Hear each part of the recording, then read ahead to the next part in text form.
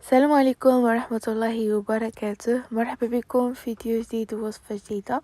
نتمنى من الله تكونوا في أحسن الأحوال في صحة وعافية وانتم كتشاهدوا هذا الفيديو. اليوم إن شاء الله نحضر معكم الكستنة بجوج طرق، وحدة حلوة وحدة مالحة، كتجي مزونة في المذاق وسهلة في التحضير، ولكن الفوائد ديالها عديدة، غنية بالفيتامين بي وكذلك بزاف الفيتامينات. نتمنى تعجبكم الوصفة. نخليكم مع المقادير والطريقة ديال تحضير فرجة ممتعة. بالنسبة للمقادير فعندي كيلو ديال الكستانة، غسلتها مزيان وصفيتها. من بعد كناخدو كنبقى نشقها هيدا على 4، لان ضروري خصنا نشقوها باش ما تفرقعناش ملي تكون كطيب. المهم انا هنايا كنشقها بموس على هاد الشكل هذا، عامل الفوق، يعني ما كنشقاش بزاف. وإلا كانت عندكم داك ماكينه اللي كتهرسو بها يكون افضل، ولا متوفره حتى صافي فقط بحال هيدا. كنستمر على نفس الطريقه حتى كنكمل الكميه اللي عندي كامله.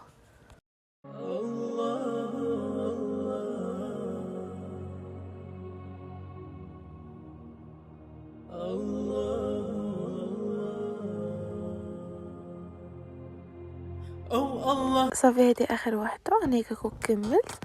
عندي هنايا الماء كيكون كيغلى في طنجره، كندير فيها الكستانه وكنخليها مده 5 دقائق، ما نفوتهاش، ما خصهاش يطيب بزاف، خصها تغلى ديك الغليه. صافي كنطفيو عليها. هنا كما كتشوفوا من بعد مده 5 دقائق صافي كنصفيها، كنحيدها من الطنجره وكنصفيها. ودابا غندوزو باش نديرو لها التتبيله ديالها. هنايا قسمتها على جوج. الاولانيه عندي ملحه، درت ملعقه ديال ملحه، شويه ديال ابزار حبوب، وكذلك شويه ديال اكليل الجبل، ازير طري او يكون مجفف اللي بغيتو. هيدا كنحيدو من العود وكنخلط الكل مع بعضياتهم. وكنديرو هنايا عندي كاغيط الومنيوم نفرش فوق منه ورق ديال الزبده.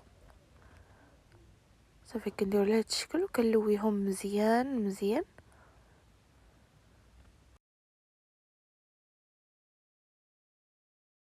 بالنسبه للكميه الثانيه اللي عندي راه حلوه، فهنايا عندي 2 معالق كبارين ديال السكر البني، كلكم تسلوه بسكر عادي. عندي عود القرفه هيدا كنقسمو طرطفات،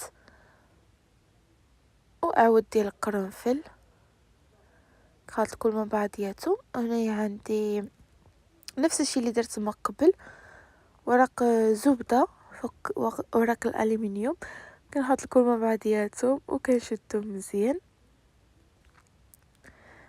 على هذا الشكل هذا.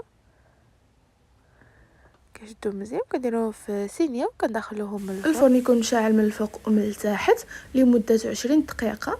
هنايا بعد ما خرجتهم من الفرن ضبب لي البخار الكاميرا.